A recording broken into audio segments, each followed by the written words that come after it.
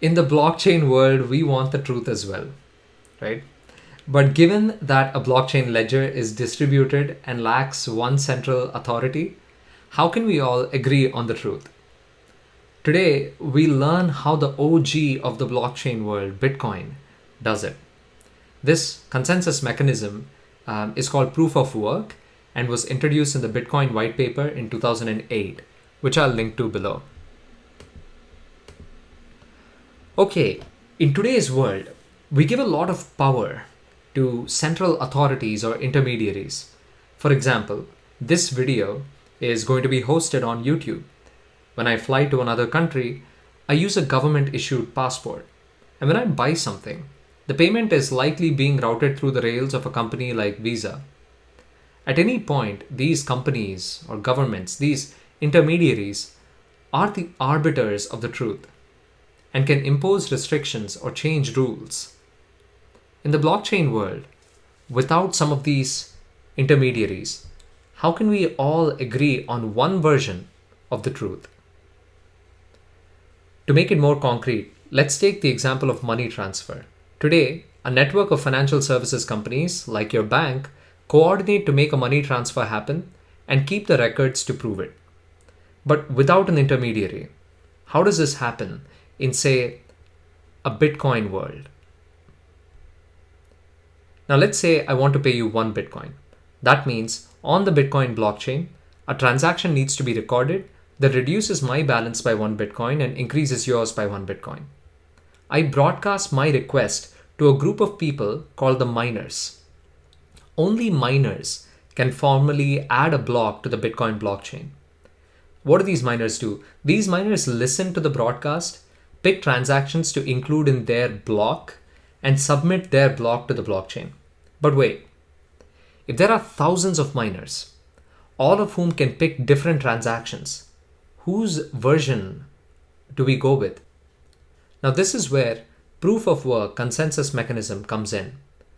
These miners have to compete to solve a math puzzle, and whoever solves it first wins the block.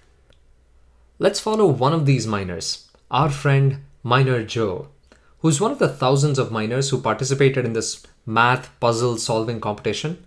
He picked his transactions and was presented with this math puzzle, this challenge. Find a number to add to your block such that a cryptographic hash that starts with 4 zeros comes out. Okay? We're going to illustrate this, so don't worry about figuring out what exactly this question is. Let's dive right into the example. Okay? Let's just make this 0 to begin with first. Okay, so block number 4 in this blockchain is really what Miner Joe and thousands of other miners are competing on. Ignore the first transaction, ignore the nonce, ignore all of these other things. Let's just focus on the transactions that he picks. So he sees about 3,000 transactions being broadcasted by people like me. And he includes about, let's say, 2,000 of those transactions, including my proposed transaction that listen, think, build pays a friend 1 Bitcoin. Okay. Now comes the math puzzle. After he enters these transactions, he has to go through a rigorous trial and error method to get this bottom number, hash, to start with 4 consecutive zeros. Now, there is no, this is a cryptographic puzzle, which means there's no way except through trial and error to solve for this hash. So what does he have to do? He has to go through 0. Okay, so 0 doesn't work. Let's try 1. 1 doesn't work. 2 doesn't work. Whatever, 12 doesn't work. And you see that the numbers here are not changing in any pattern, right? They can take whatever sequence. They can start their alphanumeric. They can start with a number, start with an alphabet, etc. There's no real pattern that you can just back solve for. But what he does have are many machines that can quickly churn through this trial and error mechanism.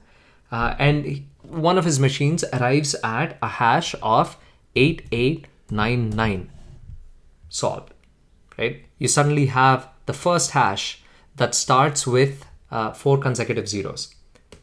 He submits this entire block, okay, of all of these transactions, including the top one, which we'll talk about in a bit. He includes all of these transactions with this special number, which we're going to call the nonce, okay, he submits this entire set to the network. Now, what do other miners do? Other miners can very quickly verify that this data plus this nonce number indeed does solve that cryptographic hash puzzle, right? At this point, they've reviewed and approved Joe's proof of work, the proof that he was the first to submit a valid block. And Joe's block gets added to the blockchain and communicated to all the nodes or computers connected to the Bitcoin network. Now, at a basic level, this is how consensus or agreement on the truth is arrived at on the Bitcoin blockchain. But let's ask, why does a miner do this? Why does Joe do this? What's in it for him? Now, that's where we come to this transaction. If Joe wins a block, he is awarded some freshly issued Bitcoin. No one person pays him.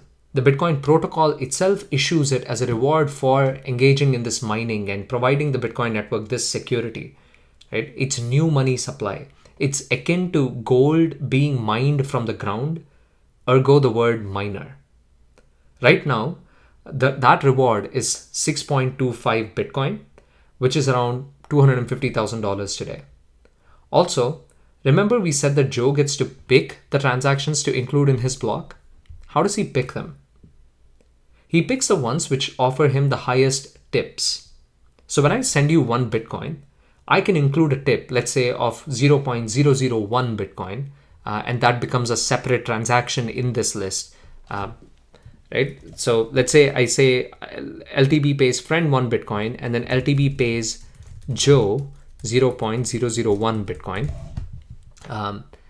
Now, when he picks both of these transactions together, and then his machines kind of churn out this hash of, it's going to take a while, 79,158. Okay. Now, if this gets approved, he made money in two ways. He made this money 6.25 Bitcoin, which is a lot of money. And he also made the tip that I included as a separate, that I offered him, right? So he's going to maximize for his tips. Now, all of this requires a lot of computational capacity. We talked about how Joe has many machines. This computational capacity is called hash power. So the more hash power or machines that Joe has, the higher his odds are of getting a reward, of submitting the first valid block. At an overall level, you want to make sure that no one party on a blockchain network can dominate a blockchain. Because if you, let's say, control more than 50% of the total hash power, you can validate blocks faster than the rest of the blockchain network combined. Okay, you can overpower it in a way. And that will give you the power to engage in some pretty malicious activities like fake transactions, changing the sequence of transactions, etc. So one thing to always keep an eye out when you're auditing a blockchain is hash power distribution or concentration. Let's look at how that shapes out for the Bitcoin network today. Here we see that no one miner pool or group of miners has more than 15% of the total hash power in the Bitcoin network, which is good. This unknown segment here is really just like thousands of small miners. You should start worrying if many of these miners consolidate and become one entity and they start approaching 50%. Okay, well, that's how proof of work works. Let's stop here for now. I've included links to a few great videos if you want to dig deeper into proof of work. I've also included the link of the Bitcoin white paper, which introduces proof of work. In our next video, we'll look at another consensus mechanism which is gaining in popularity, named proof of stake. Thanks for watching. I would love it if you could like this video and subscribe to this channel. And of course, please share your feedback as comments. Thank you so much.